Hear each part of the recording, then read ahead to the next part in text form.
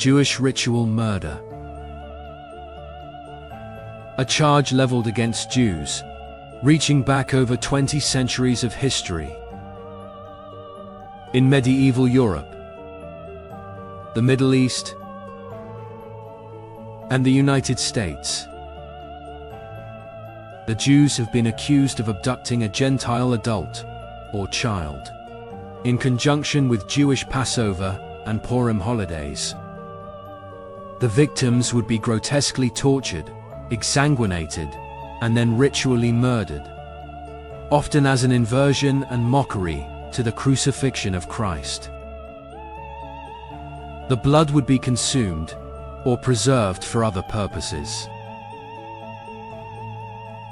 There is also the sister charge, that of host desecration, where Jews were accused of stealing Eucharistic hosts, believed to be the actual flesh of Christ, and defile them. The Jews would counter these charges, and in the 1800s the label blood libel would begin to be used.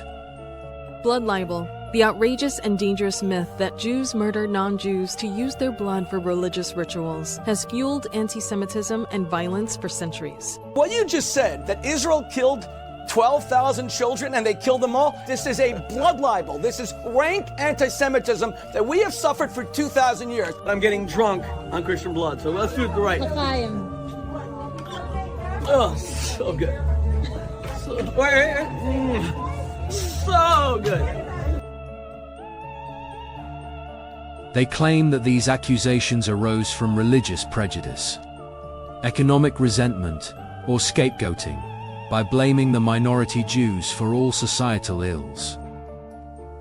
They highlight that many of the confessions obtained in these cases were through torture, meaning they should not be taken as historical evidence. The Jews would be largely successful in turning these accusations to yet another baseless anti-Semitic trope. The subject of Jewish ritual murder is a long and dark one filled with all sorts of claims, some plausible, and others less so. And as such it needs to be treated carefully. In the early 2000s, 3 Jewish scholars released works that drew backlash from the Jewish community. The most famous was Passovers of Blood by Ariel Toph.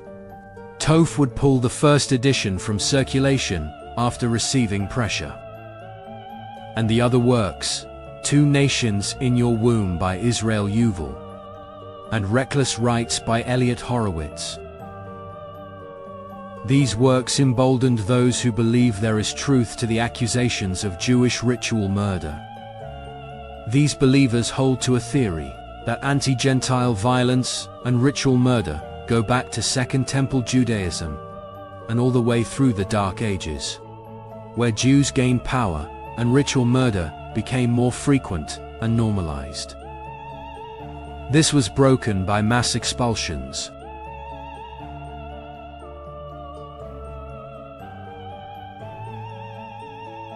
Either the Jews did nothing wrong, or we would have to believe that everywhere the Jews went, all over the world, there was a massive conspiracy to murder small children, drain them of blood, and then plant the corpses near the premises of Jews.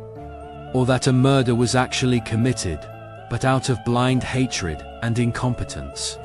The Jews were blamed, and the real killers got away.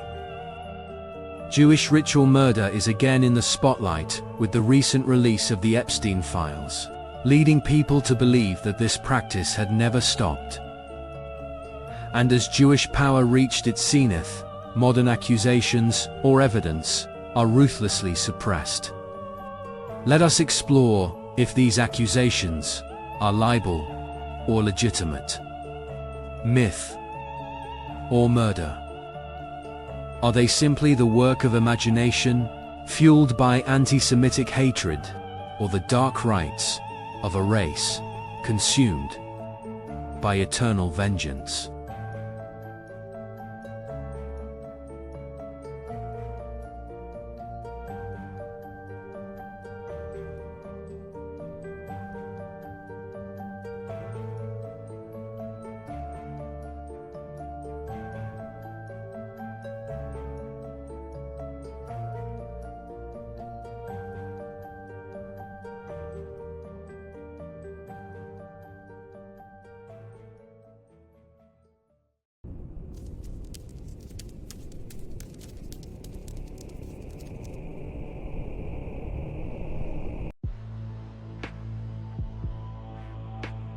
The first accusation of Jewish ritual murder was made by the Greek polymath Posidonius and repeated by his pupil Apollonius Molon, the tutor of Julius Caesar and Marcus Tullius Cicero.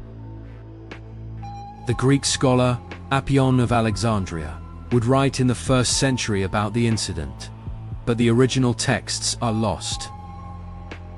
What we have is a rebuttal from Jewish historian Flavius Josephus.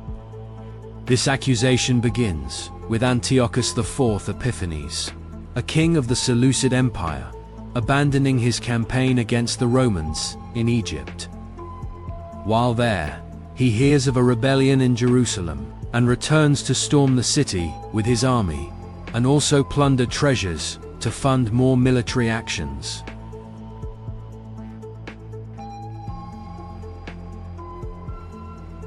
In the temple, Antiochus finds a secret room where a man is laying on a bed in front of a small table full of food. The man is a Greek, and he says that he was seized by the Jews and brought to the temple. A servant told the man that every year, the Jews kidnap a Greek, fatten him up, and then sacrifice him in the woods. They would taste of his entrails, and while burning the body, swear an oath of hostility against Greeks. How could this claim be true if the Old Testament strictly forbids human sacrifice, such as sacrificing children to the Canaanite deity Molech, as stated in the book of Leviticus? God orders the Israelites to completely genocide the Canaanites, but they fail to do so. An angel of the Lord tells the Israelites that because they failed, the Canaanites will be thorns in their sides, and their gods will be a snare to them. Ezekiel chapter 20 confirms that some Israelites were indeed doing sacrifice against the wishes of God. This shows that perhaps not all Israelites were monotheists, and some were still worshipping Canaanite deities, such as Astarte and Asherah. The Carthaginians also received the Canaanite religion. Greek historian Diodorus Siculus writes that the Carthaginians were sacrificing their own children to Baal, but more recently were buying and nurturing children to be sacrificed, instead of using their own. If some Israelites were still worshipping Canaanite deities, they would have evolved to buying foreigners, and it is a short next step to kidnapping. The Suda, a massive 10th century Byzantine encyclopedia, cites a writer named Democritus from the 1st century BC, who claims that every 7 years the Jews kidnap a foreigner to sacrifice. In a different entry, the Suda claims the sacrifice timeline is every 3 years. The timelines of 3 and 7 years can seem like a discrepancy, but can both be explained to worship of Astarte. A blue moon event occurs every 3 years, which could bring joy or fear and require a sacrifice. Astarte is depicted with horns on her head, symbolizing the crescent moon. Every 7 years there is an astrological event, of Venus traveling between Earth and the Sun. Worship of Astarte was intimately associated with the planet Venus, and this unusual movement of the planet in this event could have required a sacrifice. 2 other seemingly small details come from the Josephus writing. 1. The man is taken to the woods to be sacrificed and not in the temple. Throughout the Old Testament there are references to Asherah poles, made of living wood, which operated as ritual sacrifice centers. 2. The burning of the victim while reciting an oath of hostility will become a modus operandi later on in Europe. This event could perhaps be a forerunner to the Purim holiday, where Jews today still eat pastries that symbolize the flesh of Haman, who was defeated in the Book of Esther. The three sides represent Haman's hat, or his ears, or our forefathers, or dice from the royal game of Ur. Who knows? There's all sorts of reasons given. This treat has evolved in form and meaning over centuries of Jewish culture. The oldest written mention of Hamantaschen dates back to 16th century Italy. A Purim play by Yehuda Somo references a treat called Oznei Haman in Hebrew. The phrase literally translates to Haman's ears. Before you lose your appetite, don't worry. There is no evidence that his ears and head were ever separated.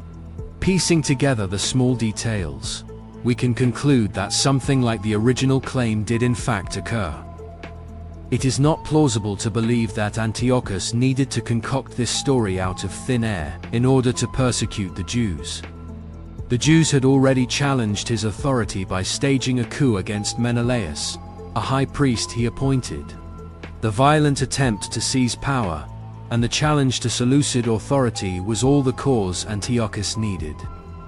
Moving on to late antiquity and the rise of Christianity, a mirrored hostility would arise between Jews and Christians, and the accusations of ritual murder evolve into anti-Christian mockery and vengeance.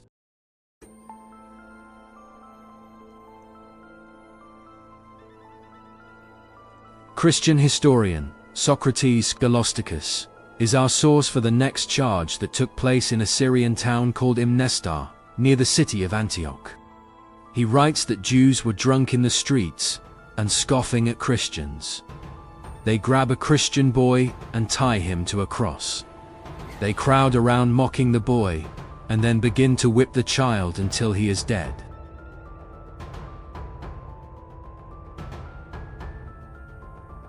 These drunken festivals were happening elsewhere, in Alexandria as well.